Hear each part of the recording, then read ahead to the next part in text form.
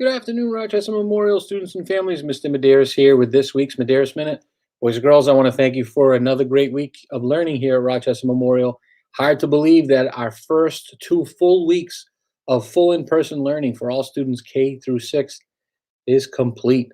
Boys and girls, if someone asked me to rate or give a score or a grade as to how well these last 2 weeks have gone or not, I would say A plus plus. Staff and I are so proud of all of you. You've been amazing. These 2 weeks have certainly flown by because we're also excited to have you back in the building, and our school is back to having that full of life spirit. You can see the joy in all your faces and fun to be here, and we're so happy to have you back. Excellent job, boys and girls, these 2 weeks. We look forward to continuing that momentum when we return from the break next week. Parents and guardians, boys and girls, now that we are back full in person, for those students that are here in person, we know that we spoke to having those devices, whether they were iPads or Chromebooks, come back with our boys and girls, back with our students, and staying here in the building. Our tech team and Mr. Simmons have done a wonderful job rewiring the carts. I know Mr. Forens has helped with that as well. Those charging carts for those devices, whether they are iPads or Chromebooks, so that the students can plug them in at the end of each day and they get charged overnight so that they're ready, fully charged for them for instruction and learning the next day. With that being said, we have all our devices back, so I thank you, boys and girls and parents and guardians. We are still missing some chargers, though, for both some of our iPads and Chromebooks. If you could just please help your children look around the home, in your vehicle or grandparents' house or auntie and uncle's house or wherever the children stay, either before or after school, and did in the hybrid model and did some work with their device, that maybe the charger could be there. If you could get those chargers back into school here, you can certainly, when we come back from the break, bring those chargers back and hand them over to your classroom teacher, your child's classroom teacher, so that they can get it to Mr. Simmons and other members of our tech team. Really want to make sure we have all those chargers so that we can continue to update those carts, those charging carts here at school that we know are so important to making sure that those devices stay charged for our students overnight, so they're ready to go the next day. So appreciate you looking out for those chargers and returning them to school. Parents and guardians, I know at last week's Medeiros Minute, we spoke to the spring MCAS assessment schedule. That schedule will be finalized sometime next week by Mr. West and myself, and we will share the MCAS schedule for this spring's MCAS administration with all families when we return from the break. So we're hopeful to share that by midweek, the week we return from the break. We're just waiting on some guidance from the Department of Elementary and Secondary Ed around what our remote students assessment window will look like in session.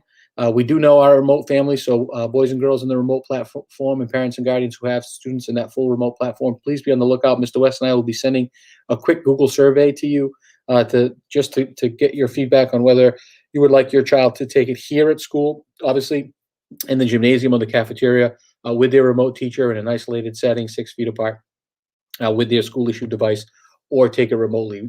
We know that the guidance says that they have that option.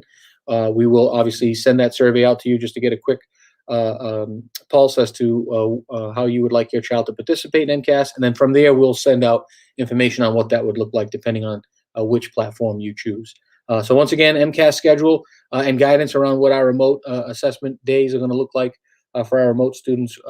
More information on that will come out when we return from April break next week.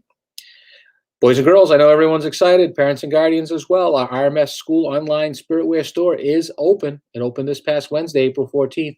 Email did go out with that link. If you did not receive it or you misplaced it, please reach out to myself or Mr. West or Mrs. Abre. We'd be happy to share it with you. And a reminder that the school store closes next Wednesday, April 21st. Also a reminder, anything that's ordered in the school store will get directly shipped right to your home. Nothing comes here to the school, which is great. So you get those orders and they'll be shipped directly to your home. So a reminder, the school store is currently open, but it does close at the end of the day on Wednesday, April 21st. Parents and guardians, boys and girls, I know everyone's looking forward to next week. Hopefully the weather will warm up for us and you can all get outside and enjoy some nice fun outdoors and participate in some physical activity, which we know is very important. But we just want to remind everyone that we're still following the Massachusetts travel advisory. Any questions about the travel advisory or anything that needs to be done in order to ensure that your child is safely returning to school, or what is needed from a plan standpoint or an action step standpoint, please feel free to reach out to Mrs. Murphy, our nurse, who's been absolutely wonderful this year. Wouldn't be able to have our school open to the point that we've had it this year and been able to pivot so many different ways without Mrs. Murphy. She's an outstanding resource for all of you and all of us, so please feel free to reach out to her, or myself or Mr. West would be happy to work through any action steps or plan in order to ensure that your children are returning safely to school if you're traveling next week.